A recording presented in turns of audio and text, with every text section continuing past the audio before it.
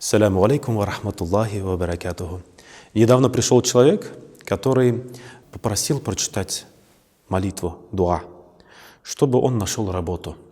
Так случилось, что он потерял свою любимую работу, он остался без работы, фирма обанкротилась, и он искал себе занятие. Любимую работу, на которую бы он ходил и радовался. Но по прошествии недель, дней, месяцев этот человек так и не смог найти работу. Прошло полгода. Он уже расстроенный, отчаявшись, что не смог найти работу, обратился, пришел, пожаловался, что он читает намаз, желает, чтобы Аллах Та'аля дал ему возможность найти любимую работу, но почему-то Аллах Та'аля не слышит, и он не может найти свое любимое деяние, занятие, за которое бы еще ему платили деньги. В один из дней Аллах Та'аля ответил на его молитву, но этот как раз момент, он очень важен. Человек обратился ко Всевышнему, он попросил работу.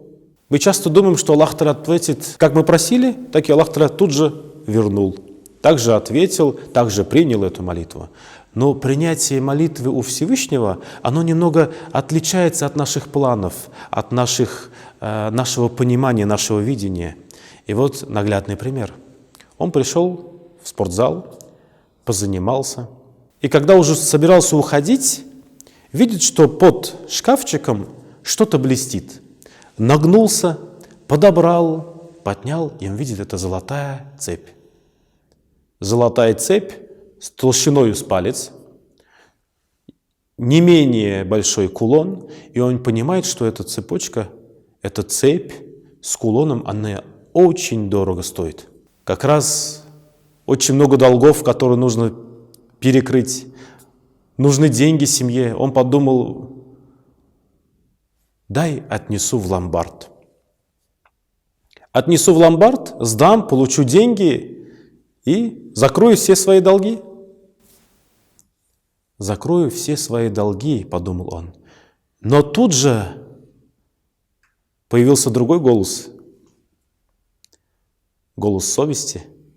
Он подумал, так ведь эта же цепочка, она кому-то дорога, кому-то она очень сильно важна.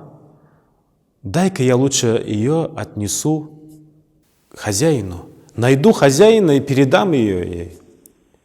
Как бы мне сильно надобно не было, возможно, именно эта цепочка для кого-то более дорога. И в действительности он пришел на ресепшн, сказал, что нашел цепочку с кулоном, описал ее и оставил свой номер телефона, если хозяин найдется, чтобы он обратился.